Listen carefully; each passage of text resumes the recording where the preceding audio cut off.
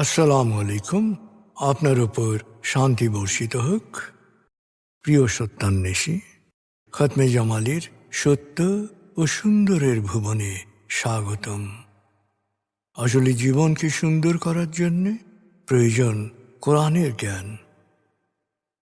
আল্লাহ নিজেই বলেছেন, আমি কোরআনকে খুব সহজ করে দিয়েছি যাতে করে তোমরা এর শিক্ষা মনে রাখতে পারো। হে মানুষ, তুমি কি এর শিক্ষা হৃদয়ে ধারণ করবে না? সূরা কামারের 17, 22, 32 ও 40 নম্বর আয়াতে 4 বার আল্লাহ এই একই কথা বলেছেন। আসুন আমরা কোরআনের শিক্ষাকে হৃদয়ে ধারণ করার জন্যে পুরোপুরি মনোনিবেশ করি। আর এই প্রয়াসে আমি শহীদ আল বুখারী মহাজাতক আপনার সাথে রয়েছি। হালকাভাবে চোখ বন্ধ করুন, নাক দিয়ে লম্বা দম নিন, ধীরে ধীরে মুখ দিয়ে দম ছাড়ুন।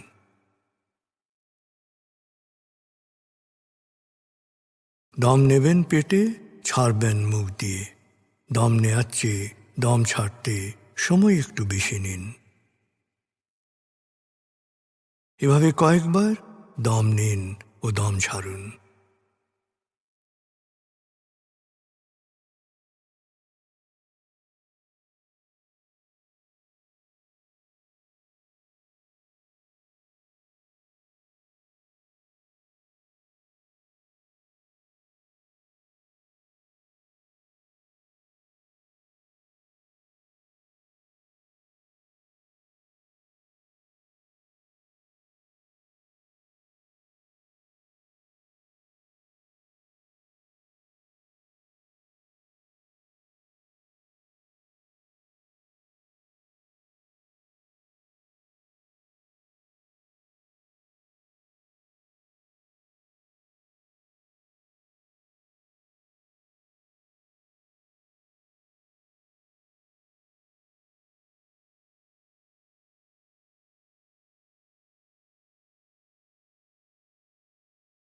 এবার দম স্বাভাবিক হতে দিন। এবার নাক দিয়ে ধীরে ধীরে দম নিন, নাক দিয়ে ধীরে ধীরে দম ছাড়ুন।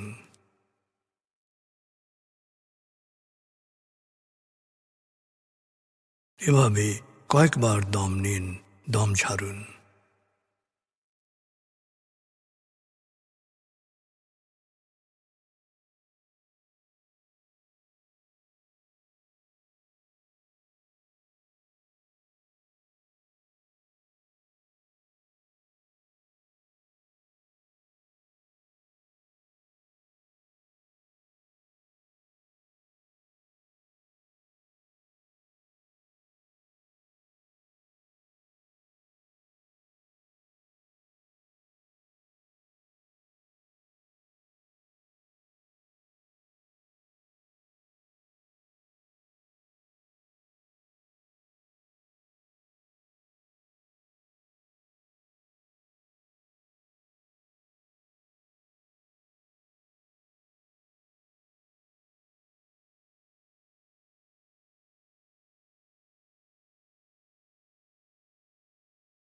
এখন দম স্বাভাবিক হতে দিন।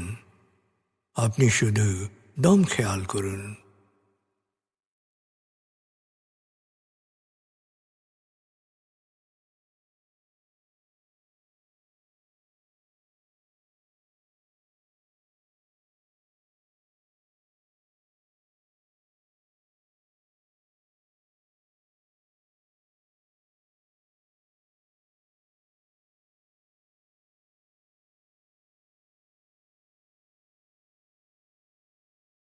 প্রিয় সত্যান্বেষী, এবার আমরা ডুবে যাব সূরা ফাতিহার তেলাওয়াত ও মর্মবাণীতে। 1, সূরা ফাতিহা। أعوذ بالله من الشيطان الرجيم. بسم الله الرحمن الرحيم. الحمد لله رب العالمين. الرحمن الرحيم مالك يوم الدين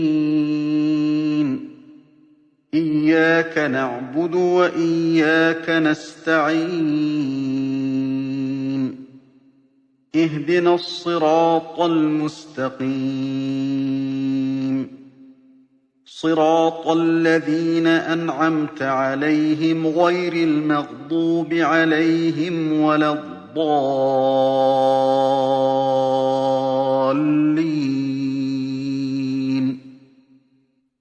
দয়াময় মেহেরবান আল্লাহর নামে। সকল প্রশংসা মহাবিশ্বের প্রতিপালক হে আল্লাহ তোমারই জন্যে। তুমি দয়াময় মেহেরবান কর্মফল দিবসের মালিক। আমরা শুধু তোমারই ইবাদত করি, শুধু তোমারই সাহায্য চাই। প্রভু হে, সাফল্যের সরল পথে তোমার প্রিয়জনদের পথে আমাদের পরিচালিত করো। প্রভু হে, বিভ্রান্ত অভিশপ্তদের অন্ধকার পথ থেকে তুমি আমাদের রক্ষা করো।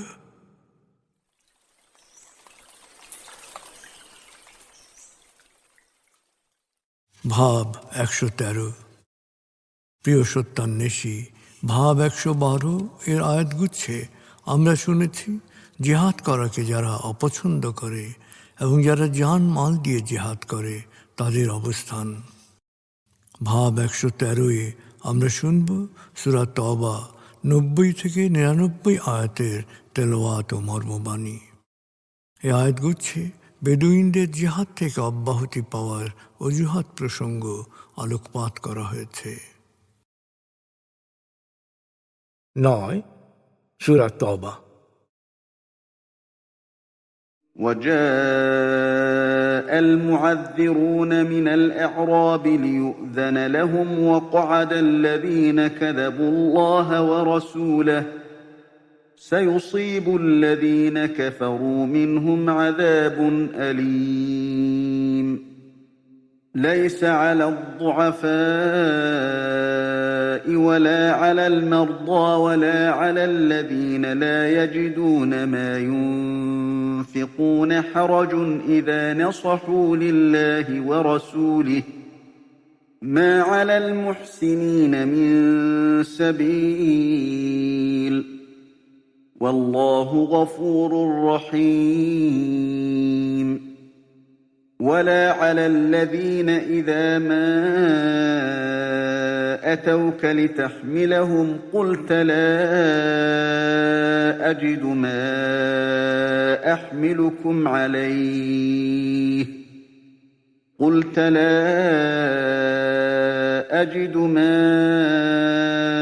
أحملكم عليه تولوا وأعينهم تفيض من الدمع حزنا ألا يجدوا ما ينفقون إنما السبيل على الذين يستأذنونك وهم أغنياء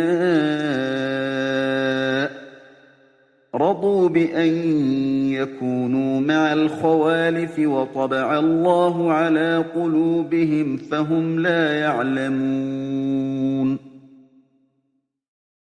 يعتذرون إليكم إذا رجعتم إليهم قل لا تعتذروا لن نؤمن لكم قد نبأنا الله من أخباركم وسيرى الله عملكم ورسوله ثم تردون إلى عالم الغيب والشهادة فينبئكم بما كنتم تعملون سيحلفون بالله لكم إذا انقلبتم إليهم لتعرضوا عنهم فأعرضوا عنهم إنهم رجس ومأواهم جهنم جزاء بما كانوا يكسبون يحلفون لكم لترضوا عنهم فإن ترضوا عنهم فإن الله لا يرضى عن القوم الفاسقين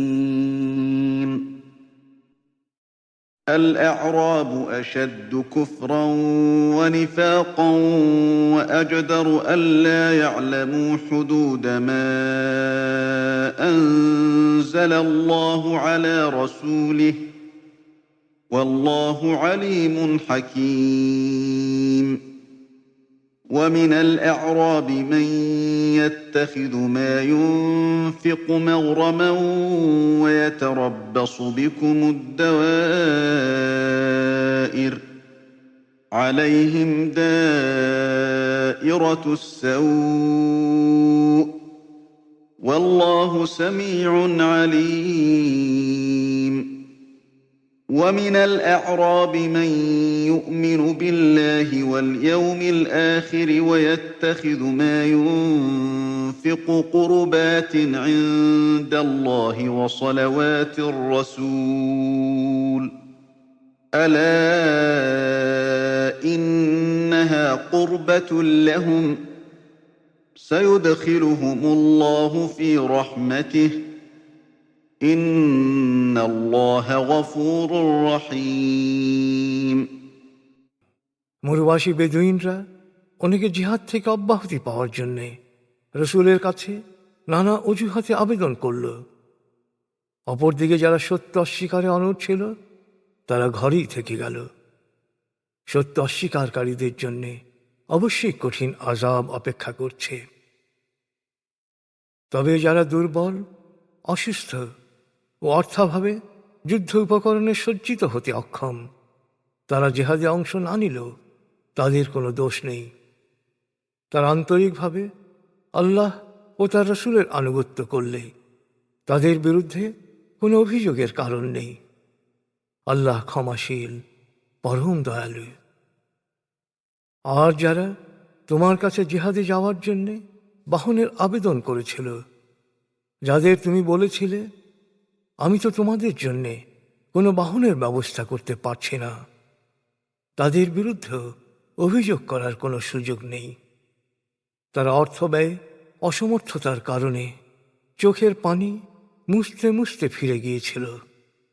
এটি তাদের আন্তরিকতার প্রমাণ।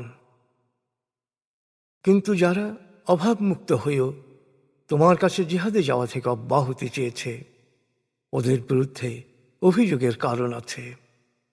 ওরা ঘরে থাকাকেই পছন্দ করেছিল, ওদের অন্তরে মোহর লেগে গেছে, তাই ওরা সত্য উপলব্ধি করতে পারে না। অভিযান শেষে তুমি যখন ফিরে যাবে তখন ওরা তোমার কাছে নানা ধরনের অজুহাত পেশ করবে। হে নবী, তখন ওদের স্পষ্ট করে বলো, অজুহাত পেশ করে কোনো লাভ নেই। আমি তোমাদের কোনো কথাই বিশ্বাস করি না, কারণ তোমাদের আসল অবস্থান আল্লাহ আমাকে জানিয়ে দিয়েছেন। এখন আল্লাহ ও তার রসুল তোমাদের তৎপরতা লক্ষ্য করবেন। তারপর তোমরা আল্লাহর কাছেই ফিরে যাবে। তিনি দৃশ্যমান ও অদৃশ্য, প্রকাশ্য ও গোপন সব কিছুরই জ্ঞান রাখেন। তখন তোমরা সারা জীবন যা করেছিলে সে রেকর্ড তোমাদের দেখাবেন। হে বিশ্বাসীরা, তোমরা অভিযান শেষে ফিরে গেলে ওরা তোমাদের কাছে আল্লাহর নামে শপথ করে ওদের অজুহাতের যথার্থতা বোঝাতে চাইবে।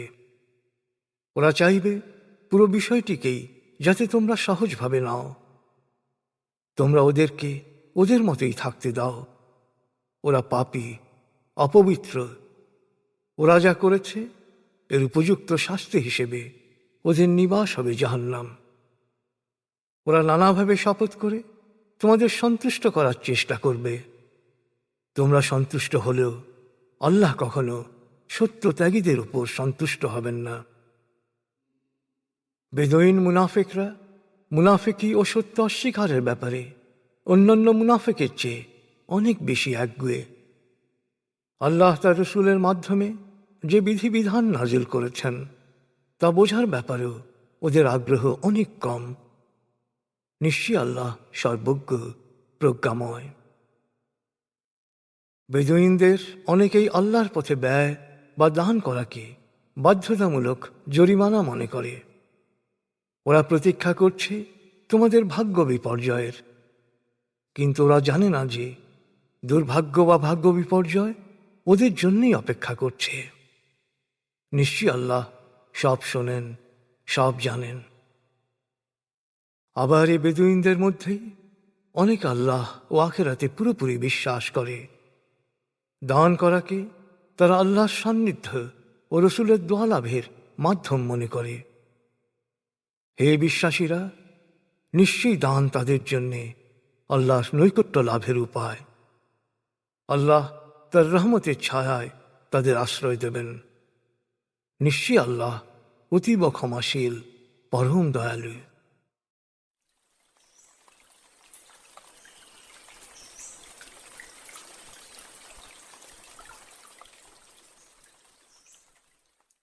প্রিয় সত্যান্বেষী, এবার আজকের আয়াতগুচ্ছ থেকে একটি পয়েন্ট নিয়ে ভাবুন, যা আপনি অনুসরণ করার চেষ্টা করবেন। ভাবনাটা হতে পারে, আপনি কি আল্লাহর বিধিবিধান বুঝতে আগ্রহী? আপনি কি বিশ্বাস করেন আল্লাহর সান্নিধ্য লাভের জন্যে দান একটি বড় মাধ্যম?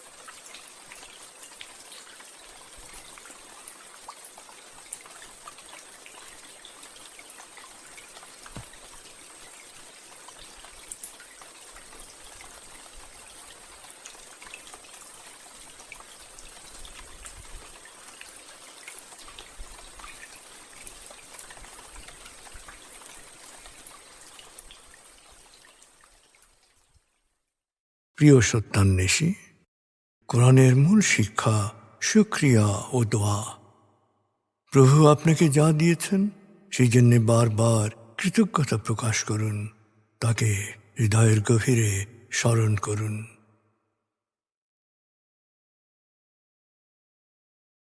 আল্লাহ আল্লাহ আল্লাহ আল্লাহ আল্লাহ আল্লাহ আল্লাহ আল্লাহ আল্লাহ আল্লাহ আল্লাহ।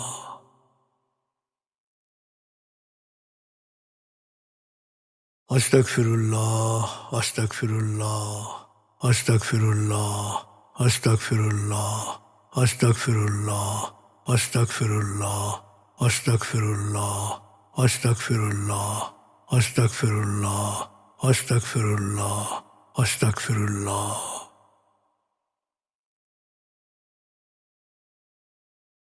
আসুন প্রার্থনায় ডুবে যাই। হে আমাদের প্রতিপালক, আমাদের ইহকাল ও পরকালের কল্যাণ দান করো। আগুনের শাস্তি থেকে তুমি আমাদের রক্ষা করো। হে আল্লাহ, পানাহ দাও ভয় ভীতি আতঙ্ক থেকে, অশান্তির আগুন থেকে, অস্থিরতা হতাশা পেরেশানি থেকে, দুঃখ কষ্ট থেকে, ঋণ ও কুফরি থেকে, অভাব আসক্তি ও নেতিবাচকতা থেকে।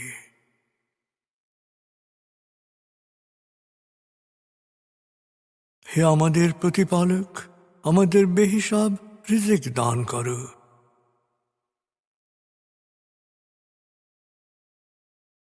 হে নিরাময়কারী, আমাকে পরিপূর্ণ নিরাময় ও সুস্বাস্থ্য দান করো। প্রভু হে, আমার মা বাবা অভিভাবক শৈশবে যে মমতায় আমায় লালন করেছেন, তুমিও তাদের উপর সেরূপ করুণা বর্ষণ করো। হে আমাদের প্রতিপালক, আমার পরিবারকে প্রাজ্ঞ সুখী ও সমৃদ্ধশালী পরিবারে রূপান্তরিত করো।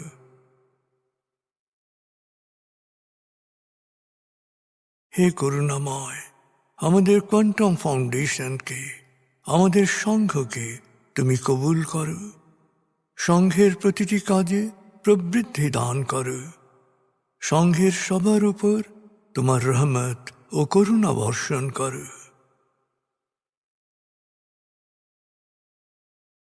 প্রভু হে, আমাদের দেশকে তুমি ভালো মানুষের স্বর্গভূমিতে রূপান্তরিত করো। হে করুণাময়, পৃথিবীর সকল শোষিত বঞ্চিত মানুষকে জালেমের জুলুম থেকে, শোষকের শোষণ থেকে মুক্তি দাও।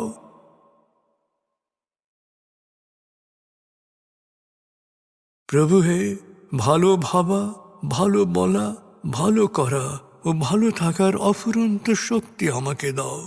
আমি যেন সব সময় নিজের ও অন্যের যত্ন নিতে পারি। প্রভু হে, আমাকে বিশ্বাসী সৎকর্মশীল সংঘবদ্ধ মানুষ হিসেবে মৃত্যু দান করো।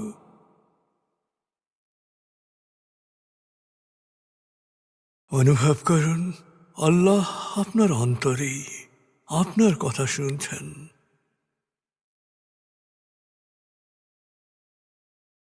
আল্লাহ আল্লাহ আল্লাহ আল্লাহ আল্লাহ বলতে বলতে মনের সকল আকুতি তাঁর কাছে পেশ করুন।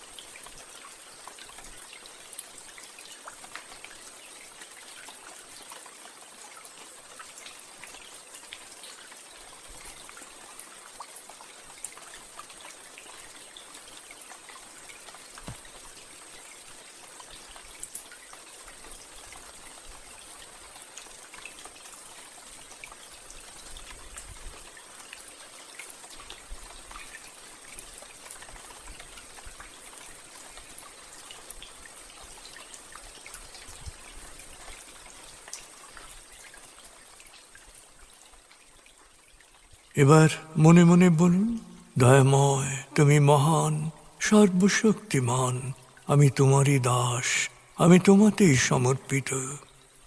দয়াময় তুমি মহান, সর্বশক্তিমান, আমি তোমারই দাস, আমি তোমাতেই সমর্পিত। দয়াময় তুমি মহান, সর্বশক্তিমান, আমি তোমারই দাস, আমি তোমাতেই সমর্পিত।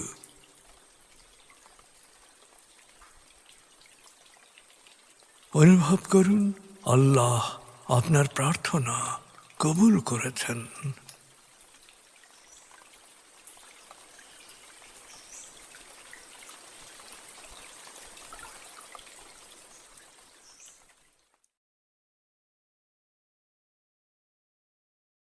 এবার লম্বা দম নিন, 0 থেকে 7 গণনা করে স্বাভাবিক জাগ্রত অবস্থায় চলে আসুন। আপনার জীবন সুন্দর হোক, সফল হোক। খুদা হাফিজ। আসসালামু আলাইকুম। আপনার উপর শান্তি বর্ষিত হোক।